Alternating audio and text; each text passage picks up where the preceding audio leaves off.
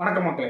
நடிகர் விஜய் யாரை கூட்டிட்டு போனான்னா, யார் கூட போனா இவங்களுக்கு என்ன, அவரோட தனிப்பட்ட விஷயத்தை ஏன் வெளியில சொல்றாங்க அப்படின்னு சொல்லி தமிழ்நாடு பாஜக தலைவர் அண்ணாமலை கொதிச்சு எழுந்துட்டாரு. என்ன பண்றேன்னா, இன்னைக்கு பத்திரிகையாளரை அண்ணாமலை சந்திச்சிருந்தாரு. அப்போ விஜயை குறித்து கேள்வி கேட்டப்ப, விஜய் அரசியலுக்கு சினிமா விட்டுட்டு இப்போதே அரசியலுக்கு வந்திருக்காரு, கொஞ்சம் கொஞ்சமாத்தே அரசியலை கவனிச்சுட்டு வராரு. இந்த நிலையில கீர்த்தி சுரேஷ் கல்யாணத்துக்காக கோவா போயிருந்தாரு விஜய். அது தனி விமானத்தில், தனியார் விமானத்தில் நடிகர் திரிஷாவோட சேர்ந்து போயிருந்தாரு.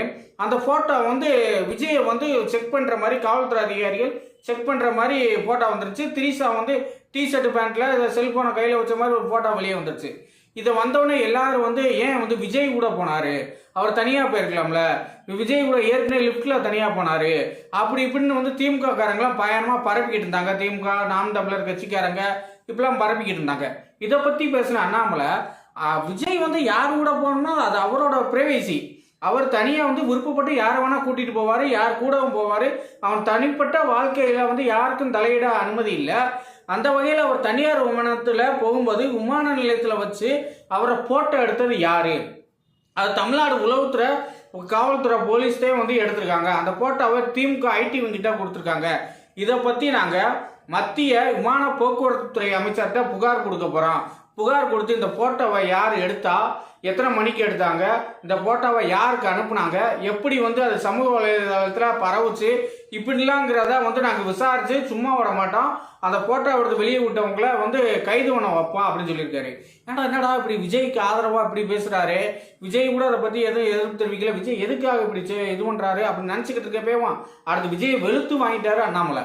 என்ன செஞ்சிட்டாரு, விஜய்க்கு என்ன தெரியும், பாஜகவோட மோடி ஆட்சியை தெரியுமா, 10 வருஷமா சினிமாவில் நடிச்சுக்கிட்டு இருந்தாரு. மோடி ஆட்சி 10 வருஷமா நடந்தப்ப ஒரு சினிமாவில் நடிச்சுக்கிட்டு இருந்தாரு, எந்த அரசியல் கருத்தும் தெரிவிக்கல. இப்போ திடீர்னு யாரோ சிலர் அம்பேத்கரை பற்றி பேசுகிறாங்க, அம்பேத்கரை பற்றி அப்படித்தையும் பேசுவான் அப்படிலாம் பேசுகிறாரு. அம்பேத்கருக்கு எதிராக மோடி ஆட்சி, மோடி என்ன செஞ்சாரு, பாயிண்டா புள்ளி விவரத்தோட விஜய் பேசுவாரா? சும்மா மேம்போக்கா ஏதோ கதை சொன்ன மாதிரி, படத்துல டயலாக் பேசுன மாதிரி அறிக்கை விடுறாரு. அதெல்லாம் தவறு. உண்மையிலேயே ஆதாரபூர்வமா மோடி அம்பேத்கர் எதிராக அந்த வேலையை செஞ்சாரு அப்படின்னு சொல்லி ஒரு பேச முடியுமா? இல்ல அமித்ஷா அப்படி செஞ்சாரு, இல்ல பாஜக ஆட்சியில அம்பேத்கர் சட்டத்துக்கு எதிராக அதான் நடந்துச்சு அவங்களால பேச முடியுமா விஜய்க்கு? அந்த அளவுக்கு பேசுவாரா அப்படின்னு சொல்லிட்டு விஜயை போட்டு பொழந்து கட்டிட்டாரு. அடுத்து அதோட உதயநிதிக்கு அப்படியே வந்துட்டாரு. உதயநிதி அண்ணனுக்கு இந்தியே தெரியாது. இந்தியே தெரியாதவர் எப்படி பேசினாரு, இதை பேசுறாரு. அம்பேத்கர் பத்தி அமித்ஷா பேசினாரு, அவருக்கு ஆங்கிலமும் தெரியாது, தமிழும் தெரியாது. இவர் எப்படி பேசினாரு? முதல் அம்பேத்கரை பத்தி திமுகவுக்கு தெரியுமா? திமுகவுக்கு தெரியாது. திமுக தலைவர், முன்னாள் தலைவர் கருணாநிதி அவரே ஒரே நாடு ஒரே தேர்தல் திட்டத்தை ஆதரிச்சிருக்காரு, எழுதியிருக்காரு. அம்பேத்கர் அவர்களும் இருக்கப்போ ஒரே நேரத்தில் சட்டமன்றத்துக்கும் பாராளுமன்றத்துக்கும் தேர்தலாக நடந்துக்கிட்டு இருந்துச்சு. அதை பற்றிலாம் பேசாத உதயநிதி, அதை பற்றி தெரியாத உதயநிதி இப்போ அமித்ஷா பற்றி பேசுகிறாரு. அது அரசியல் பேசுறதுக்கு ஒரு பலகட்டம் உதயநிதி. உதயநிதி பத்திரிக்கை படிக்கட்டும் அப்படி இப்படின்னு வெளுத்து வாங்கிட்டாரு.